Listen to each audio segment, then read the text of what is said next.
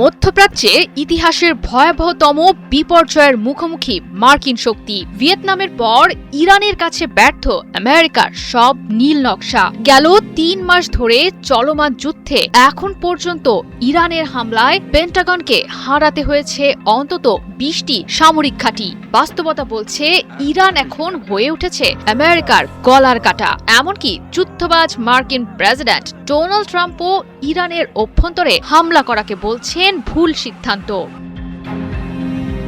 Operation epic ফিউরির মাধ্যমে ইরানের সঙ্গে যুদ্ধের সূচনা করেছিল আমেরিকা। ট্রাম্প প্রশাসন ভেবেছিল যুদ্ধের লাগাম থাকবে তাদের হাতেই, কিন্তু আমেরিকার ধারণাকে ভুল প্রমাণ করে যুদ্ধে এখন চালকের আসনে মোজতবা খামেনির ইরান। ক্ষুরধার যুদ্ধ কৌশল প্রয়োগ করে ধ্বংস করে দিচ্ছে মধ্যপ্রাচ্যের অভ্যন্তরে এবং বাইরে থাকা মার্কিন সামরিক ঘাঁটিগুলো। ফলে এখন অনেকটাই ব্যাকফুটে যুক্তরাষ্ট্র।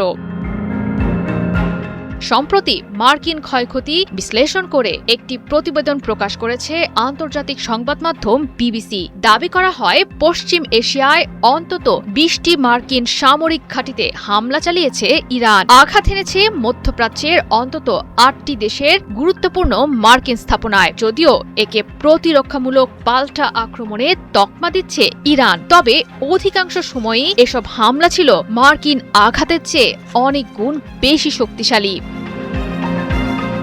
চলমান যুদ্ধে ইরানের দাপুটে ভূমিকায় এখন পর্যন্ত লক্ষ লক্ষ ডলার হারিয়েছে আমেরিকা। কাজে আসছে না অত্যাধুনিক আকাশ প্রতিরক্ষা ব্যবস্থা। ক্ষতিগ্রস্ত হয়েছে নজরদারি রাডার এবং বহুমূল্যের একাধিক রিফুয়েলিং বিমান। গুঞ্জন উঠেছে ইরানের হামলায় ২০টি নয় অন্তত ২৮টি মার্কিন ঘাঁটি ক্ষতির মুখে পড়েছে। সংযুক্ত আরব আমিরাতের আল রুয়াইস এবং আল সাদার এবং জর্ডানের বিমান ঘাঁটিতে থাকা মোট ৩টি অত্যাধুনিক অ্যান্টি ব্যালিস্টিক মিসাইল ব্যবস্থা এখন অনেকটাই অকার্যকর। ফলে ১০০ কোটি মার্কিন ডলারেরও বেশি লোকসানে পড়েছে আমেরিকা। হামলার ফলে ক্ষতির তালিকায় আছে সৌদি আরবের প্রিন্স সুলতান, কুয়েতের আলী আল সালেম বিমান ঘাঁটি এবং ক্যাম্প আরিফজানের নামও। এ সময় সেসব স্থানে থাকা বাংকার, বিমান রাখার হ্যাঙ্গার সহ স্থাপনাগুলোর অনেকাংশই ক্ষতিগ্রস্ত হয়েছে।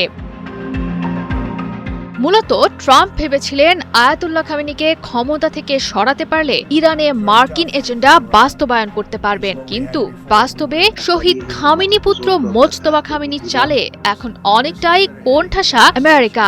যুদ্ধে জয়ী হতে ইরান প্রয়োগ করেছে তাদের পূর্ণ সক্ষমতা। ইরানের ন্যায় প্রতিষ্ঠার লড়াইয়ে কৌশলগত সহায়তা দিচ্ছে শুভাকাঙ্ক্ষী দুই দেশ রাশিয়া এবং চীন। মার্কিন অবস্থান সম্পর্কে আগে থেকেই স্যাটেলাইট এবং গোয়েন্দা তথ্য পৌঁছে যাচ্ছে ইরানের কাছে। কাজে লাগাচ্ছে কম খরচের কার্যকরী ড্রোন এবং ক্ষেপণাস্ত্র ব্যবস্থা, আর তাতেই বাজিমাত করছে ইরান।